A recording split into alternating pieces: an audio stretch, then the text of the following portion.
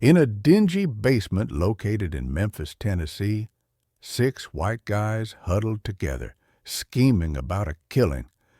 Their mark was Nat King Cole, America's top black performer, the fellow whose melodies had white ladies melting and whose triumphs enraged white folks. The scheme sounded straightforward. Linger until the show ended, trail him to his vehicle, club him senseless with baseball bats, and deliver a warning that black artists had no business in the South. What they hadn't counted on was Bumpy Johnson. When word reached Bumpy that Harlem's finest vocalist was in peril, he skipped the calls and notes.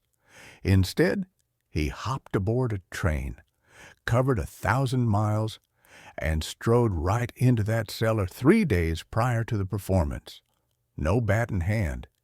He carried his straight razor instead, and the events unfolding down there forced those 6 bigots to grasp that they'd committed their final blunder. It was September 1950 in Memphis, Tennessee. At 31, Nat King Cole stood at the height of his fame. Mona Lisa had just dominated the charts, marking the initial instance of a black musician securing such widespread acclaim.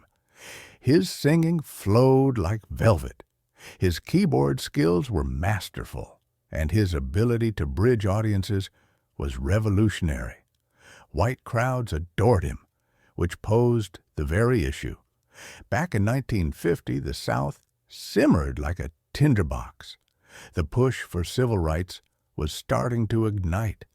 Black talents were gaining prominence, influence, and a presence that challenged the segregationist framework white extremists had erected as their foundation.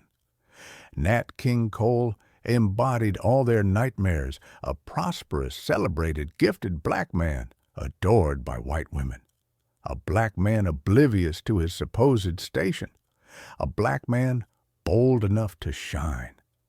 Thus, when his itinerary revealed a gig at the Ellis Auditorium in Memphis on September 17th, some individuals resolved to issue a bold declaration.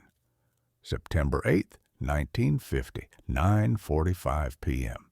Garrett's Steakhouse, heart of downtown Memphis. Marcus Webb glided across the dining area unnoticed, a shadow among the elite, the survival tactic black servers had mastered in segregated venues. At 34, Marcus had clocked 6 years on the job at Garrett's. It ranked among Memphis's premier eateries. Whites-only, lavish cuts of meat, whiskey priced higher per pour than his daily wage. The sort of spot where influential figures gathered to hash out deals, schemes, and secrets away from prying eyes. Yet, Marcus caught it all. Over at Table 7, the group had been imbibing since 7 p.m. 6 white men in sharp attire, puffing cigars, their guffaws growing rowdier with every drink. Marcus recognized their breed: tycoons, experts, those who controlled assets, real estate, enterprises, even lives. While topping off their bourbon, he maintained a stoic expression and sharp hearing. That uppity-colored fella figures he can strut into Memphis and croon for white ladies, declared the burly leader at the table's end. Thomas Crenshaw, that's who he was. Marcus was familiar, head of a building firm loaded, notorious for his harshness. Nat King Cole chimed in Edward Willis, the banker, raking in fortunes from our communities. It's a slap in the face. Somebody ought to school him, grumbled Robert Hayes. We intend to. David Morrison uttered those words, sending a chill through Marcus's veins. As a Memphis PD investigator, Morrison's fame preceded him in black circles, tied to his savage ways. Thursday evening, Carl's basement, 9 p.m. We'll lock in the details. Baseball bats, proposed another voice. James Tucker, proprietor of the lumber mill, straightforward, lethal. Post-show in the lot, finished. Chuckles erupted. Marcus continued serving, his features impassive, his pulse controlled. The last member, Carl Jennings, who ran the hardware shop, lifted his glass to broadcasting a signal. To shoving that arrogant cow down where he belongs, Crenshaw tacked on. They toasted. Marcus poured more. His grip stayed firm. It had to, in that setting, not then. Still, his thoughts whirled. Nat King Cole, the gig, bats, assassination, Thursday gathering. By 11:30 p.m., once Table 7 had cleared out, Marcus reached the kitchen's payphone. Tremors hit his hands at last. He punched in a number etched in his memory from 3 years back, handed over by a railroad attendant who'd instructed, "Should you catch wind of vital info, something risky, ring this line and request Bumpy Johnson."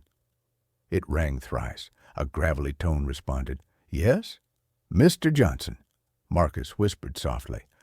"I'm Marcus Webb, employed at a Memphis eatery. I just picked up on news you'll want. Involves Nat King Cole." Silence lingered. Then, "Go on, I'm all ears." Marcus laid it out. The 6 men, their identities, the Thursday session in Carl Jennings' hardware store basement, the bats, the ambush in the parking area, the September 17th concert. Upon wrapping up, Bumpy Johnson fell silent for an extended beat. "Got visuals on these individuals?" "Affirmative, sir." "I waited on them the whole evening. I can picture each one, including the cop." "David Morrison." "Excellent." Marcus, reaching out, was wise. "Pay close attention now. Erase this chat from your mind. Head to your shift tomorrow as stay composed. Don't let a soul know what you overheard. Clear?" "Yes, sir." "Should trouble arise, if those fellas get wind that you picked up on their talk, ring this number without delay. I'll sort it out." "Mr. Johnson, do you plan to shut them down?" Bumpy's tone cut like frost. "I'll go beyond halting them. I'll ensure they never endanger another black musician for the rest of their days." The connection dropped. Marcus set the phone down, fingers still quivering. He had no idea who Bumpy Johnson really was, only a name, a digit, a murmur from the shadows. But that timbre carried a conviction that Nat King Cole would pull through unharmed. Bumpy Johnson replaced the receiver and lingered in quiet for a solid minute. At age 35, Bumpy ruled Harlem without challenge.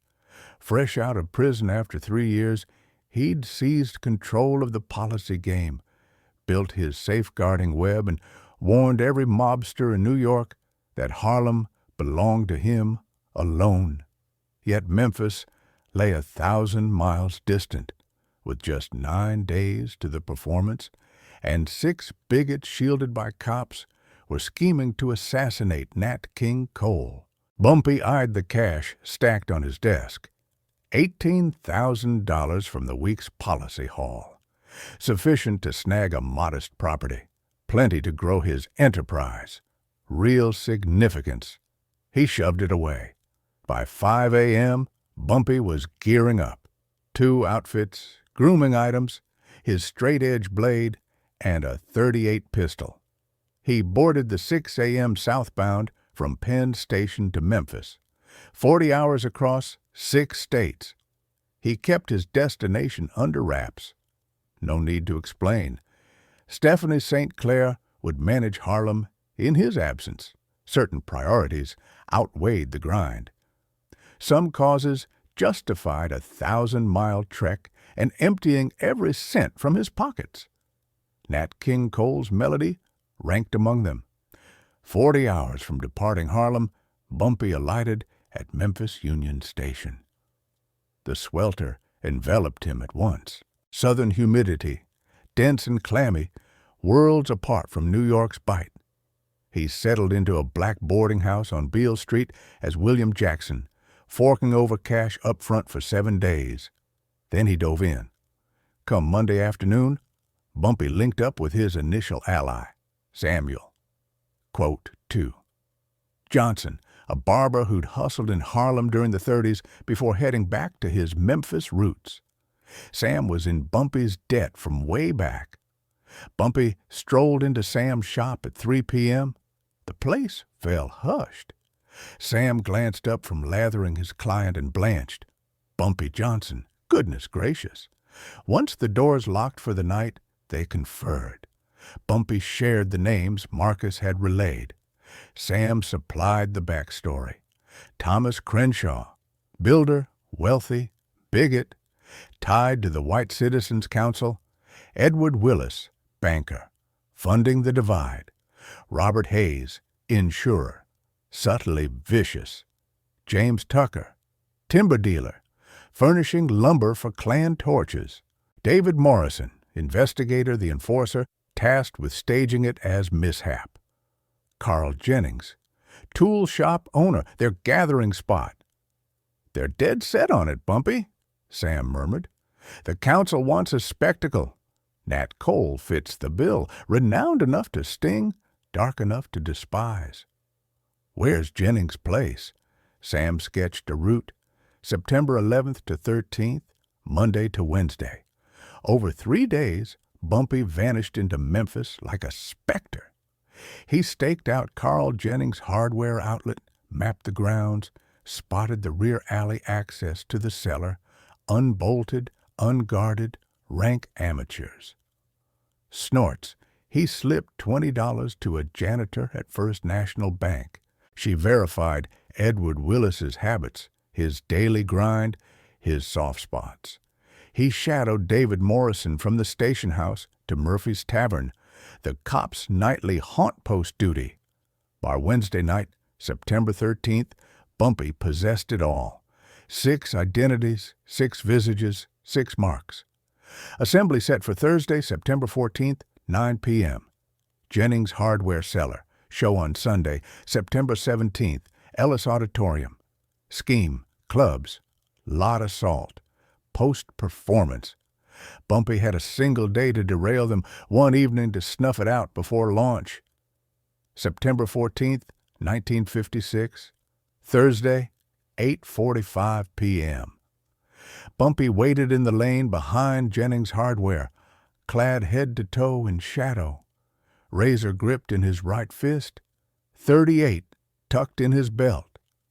By 9:10 p.m., the full crew had gathered. Bumpy caught their chuckles through the cellar pane, ribbing over what they'd inflict on that black kid. The rear entrance yielded easily. He slipped through. A lone bulb dangled overhead in the basement. 6 figures clustered round a rough-hewn table. 6 clubs propped by the partition. Ellis Auditorium blueprint unfurled. An X pinpointing the lot where they'd end Nat King Cole. So absorbed in their scheming, the door's creak escaped them. Bumpy eased it shut. The faint latch drew their stares. 6 pale mugs, 1 dark figure, 3 heartbeats of hush. Then Thomas Crenshaw rose, stool grating. "What in blazes are you? This here's off limits." Bumpy approached the board and laid his razor atop the diagram, squarely on the mark. Quote 3. Bumpy uttered softly. Crenshaw stayed put. Quote 4. Bumpy drew the .38 from his band, leveling it, standing right next to him without a care. Quote 5. Crenshaw dropped into place. Bumpy scanned the group at the table. 6 guys, each one bulkier than him, all with guns or bats close by. Every last one scared out of their wits. The name's Bumpy Johnson. I hail from Harlem in New York City, and I've shown up here 'cause word is you folks are scheming to take out Nat King Cole. Edward Willis started to open his mouth. We have no idea what. Don't feed me that crap. Bumpy's words sliced across the space. I've got your identities locked in. Thomas Crenshaw, Edward Willis, Robert Hayes, James Tucker, David Morrison. Yeah, I see you, detective. I know you're on the force. And Carl Jennings, who must be the dimmest bulb for running a hit plot out of his own cellar. He nodded toward the baseball bats. I know you picked up 6 Louisville sluggers. I know the scheme. Hang back till the show's over. Trail Nat to his ride. Club him until he's gone. Make a point. The men shot glances at each other. Edward Willis's fingers inched toward his waist, where his duty pistol would have been, but he'd stashed it back at the precinct. No way he'd carry it to this off-the-books huddle. Hunting for this? Bumpy patted his point, 3-8. I've got heat, detective. You don't. So stay put and zip it. Morrison's reach halted dead. Let me lay out what's next, Bumpy went on, his tone steady and almost chummy, which somehow ramped up the fear factor. Come September 17th, Nat King Cole stepping into that venue, he'll sing his set, he'll exit, and he'll drive out of Memphis without a single mark on him. Thomas Crenshaw mustered some guts, or just plain folly. He lunged for a bat. Bumpy reacted fast, not drawing the pistol, but flicking open the switchblade. The edge gleamed. Crenshaw let out a howl. A nasty gash split his extending arm, not enough to wreck the nerves, but plenty to gush blood and leave a lifelong mark. Crenshaw tumbled back into his spot, gripping the wound. Crimson pooled on the ground. Bumpy raised the now bloodied blade. Who else feels like testing me? No one budged. Smart move. Now, hear me out on this. You lot figure you're tough with your sticks, your crew, and a badge in the mix. But I'll clue you in on actual peril. Bumpy circled the table at an easy pace, blade in one fist, revolver in the other. True peril's a guy who crossed 1,000 miles to shield a stranger. True peril's a guy who's dropped more bodies than you've ever menaced. True peril's me in this moment, weighing if you 6 merit another breath. He paused behind Robert Hayes, resting the blade on his neck. Hayes stiffened up, eyes bulging. This edge has slit 37 jugulars back in Harlem. From dudes hardier than you, sharper than you. Guess what linked them all? Quiet. Only Hayes's shaky gasps filled the air. They overlooked that certain folks get guarded, that some boundaries stay sacred.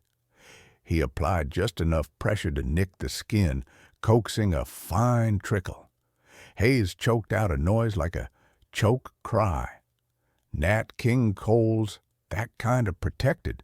He's Harlem's sound, Harlem's glory, and Harlem looks out for its blood even 1,000 miles away. Bumpy eased off Hayes, who sagged ahead, palm pressing his trickling throat. A wet patch bloomed on James Tucker's trousers. He'd soiled himself.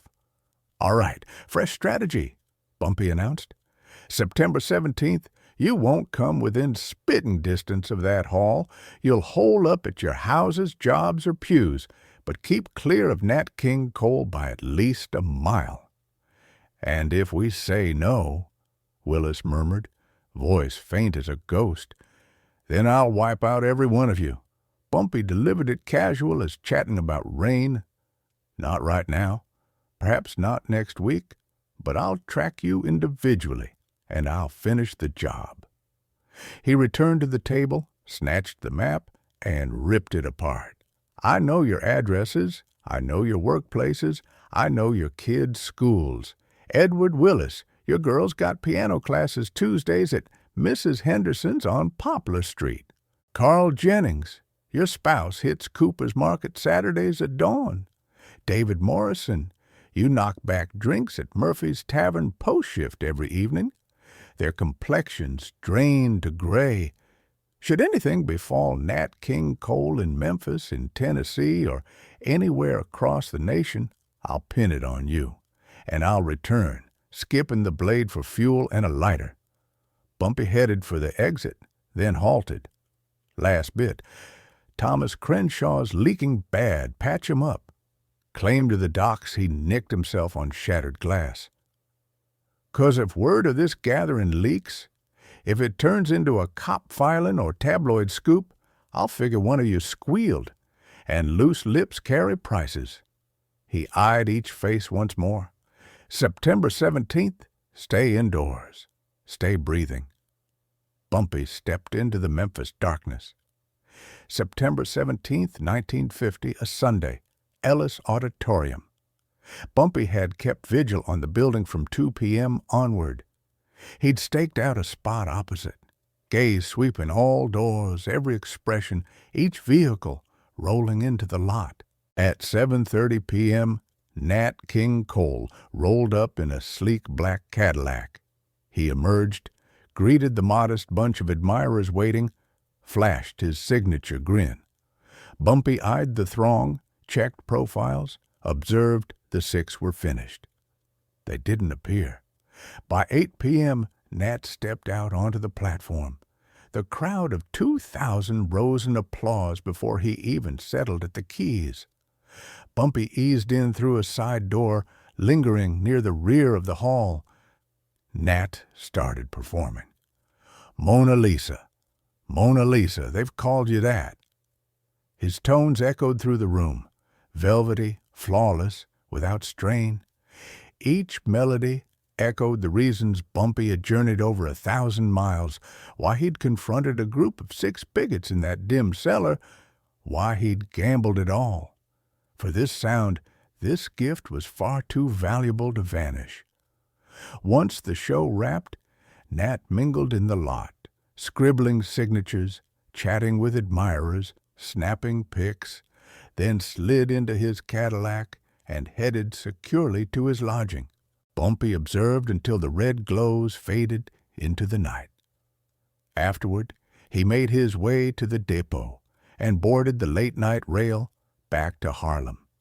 Nat King Cole remained unaware of the cellar incident. He had no clue about those 6 wielding bats. He never realized Bumpy Johnson had crossed 1,000 miles and shed blood to preserve his existence. All he sensed was that his Memphis show had been seamless. The listeners adored him, and security enveloped him. Much later, in 1963, 2 years prior to his passing from lung cancer, Nat sat for an ebony interview. The reporter inquired, "You performed across the South in the riskiest era for African-American artists. Did fear ever grip you?" Nat offered his soft grin. "Honestly, it should have. The dangers were tangible. The bigotry was palpable. Yet I always sensed a shield around me, as if unseen guardians hovered nearby." Guardians? Perhaps not quite heavenly ones, Nat mused. Perhaps simply decent folks. Strangers who'd never crossed my path. Individuals convinced that melody outweighs malice, that splendor deserves safeguarding. He gazed through the glass. "I prefer imagining that out in the world some were battling on my behalf when I didn't even sense the need. That's belief. That's compassion. That's what fueled my songs." He nailed it. That force, that figure, was Bumpy Johnson, armed with a blade and a vow. Harlem's talents stay shielded, no matter the distance from their roots.